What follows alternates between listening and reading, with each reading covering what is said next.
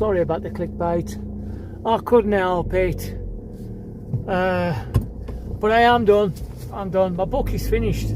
I cannot believe I've written a full book. I'm off to Aston now to get some paper and stuff, because I've got 3 people who are going to read it. I need to get people to read it so I can find out, 1, whether it's worthwhile me going into it properly, and 2, because they can tell me where it works and where it doesn't. The thing is, this is what winds me up about social media and anything like that, is that you try and ask for someone for advice, and you've got to be so careful, because I don't know, people really do not know how to socialise and how to communicate properly anymore. What was it I saw the other day? I can't remember what it was, but I'm just going to use this as an example. Hi, my name is Brian and I like doing impressions, and this is my impression of the Queen. Hello, I'm the Queen. And somebody turns around and says, well, that's shit, innit? It's like, well, yeah, okay, it's crap, but at least give a reason why. But that's the problem. People have an opinion, but they don't actually explain why. They don't actually go into detail, and they just say, well, that's shit, innit? Instead of saying, well, I get where you're coming from, but, you know, you could do this, you could do that, but I've got to be honest and say, I didn't find it very funny at all. At least, instead of saying, well, that's fucking shit. But that's what people are like nowadays. They are blunt to the point of fucking rude. And it really pisses me off. And I just think, why are people like that? And I think it is because of social media, because it's so easy to turn round to somebody and say, well, you're fucking ugly, aren't you? Because there's no consequences, nothing afterwards, there's no repercussions, because you're sitting behind a fucking keyboard. So anyway, I'm off to get me some paper. The book is about nearly 400 pages, so I've done a full-on novel, and I have at the moment 3 customers who are going to read it. Now they're going to have a fucking shock, aren't they? Now, if they think that this character is me, they are going to have a massive shock, because I have not held back. I have really, really not held back. And yes, I have drawn upon my own experiences, because that's how you do it. That's how you write a book. You sort of like, your characters, well, they're people you know. And yeah, they are people I know, but either over-exaggerated or an amalgamation of different people. For instance, I do have a sister like that, but she's also an amalgamation of my sister and somebody else I know, and it makes them even more vile. So, you know, that's how I have written these characters. So, and it really helps. So, you know, I've got to make sure that when the reader reads this book, that they can connect to the main characters, obviously, feel their pain, feel the hatred towards the horrible characters, feel the love towards the good characters, you know, and the actual flow of the story, does it make sense?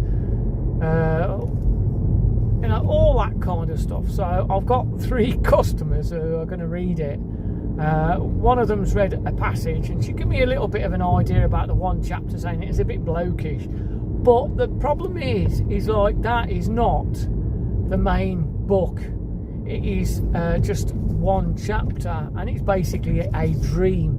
And if I have to keep it true to its form, unfortunately, it is going to be very blokish, because basically I'm a bloke, and the main character in the book is a bloke. So based loosely on me, obviously not fully, because if you read the book and you think, well, that's based on you, that's fucking impossible, you twat. You really believe you're that? Yeah, you fucking moron. You know what I mean? So it's based very loosely on me. I mean, you know, he goes out with his woman who's like absolutely Mrs. Perfect. Maybe not your type, but for me, she is absolutely the most perfect woman ever. So, but it's very, very loosely based on me. I've actually started the second book, and this is more true to me as well, because his love interest is Samantha, with a different name, an anagram of a name. It's like the main protagonist, it's an anagram of my own name. So, you know, it is more based on me. At the beginning, obviously, when it goes to the more sci-fi element of the book, then, you know, it's obviously not. But it's like I say, I've got these customers and they're going to read it, and I'm hoping they can sort of like work past all the typos and grammar and God knows whatever else, and just read it for what it is, and then say, okay, I don't understand this part, or I don't understand that part, and what have you. Because Sam read it and there was a couple of parts what she didn't understand, and if I have to explain something and it's not written properly, so I have to write it properly. An example would be in the beginning of my new book, it doesn't actually explain that this version of the main character is in a different timeline. Yeah, that's the kind of book this is. This is a sci-fi book, a horror, sci-fi, romance, you know, it's a bit of everything. So I'm tailgating here and I fucking hate that myself. So I've had to change it because obviously it wasn't working. So that's the kind of feedback that I need. Oh, this needs to change because, oh no, road ahead closed. Oh, I go to a place called I go to a place called, I call the Hall. I'll just call it the Hall. And on the way there on a Friday, it was a fucking nightmare, because to take a detour, it's about 3 or 4 miles. No kidding. So you're literally just a few feet away from his drive, but you've got to take a detour of about 3 or 4 miles. Now, the first time round, I did that. I took the detour. I got to the end of his street, basically, and then took a detour.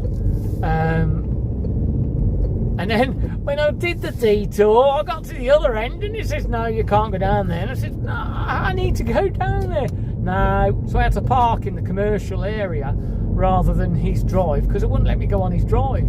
And then when I'd finished, luckily I was working on the commercial area, and when I finished, I had to go on his drive. And I said to the guy, you're going to have to move the cones. I said, I can't go in from the other end because you've got cones out, and you're telling me I can't go from this end. I need to get onto the drive. It's literally just there, the next drive. So he reluctantly removed the cones. Well, Friday, I did the detour first. I didn't even attempt to go down his drive. And they gave me a filthy look because I was driving towards his drive, which is like almost at the end of the closed road at the other end. And I'm thinking, I'm going in there, mate. I'm going in there. Where else am I going to go? I know the road is closed. It's a bloody nightmare. And they're everywhere as well. Literally everywhere. And I'm in the wrong lane here. Oh, come on. Put your foot down at least. Oh, all right, then. You're not going to put your foot down. Too busy chatting. I bet they'll go in my lane. So, yeah, I don't class myself as a very bright person, but to be able to write a book, I'm really pleased with myself. And it's probably shit.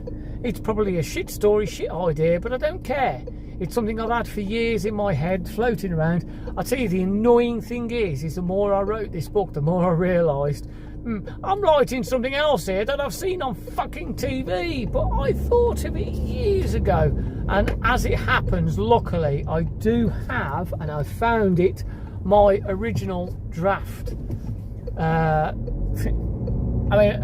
very first draft was in my head, and I was about 7 or 8 years old, between 6, 7, 8 years old, I don't know.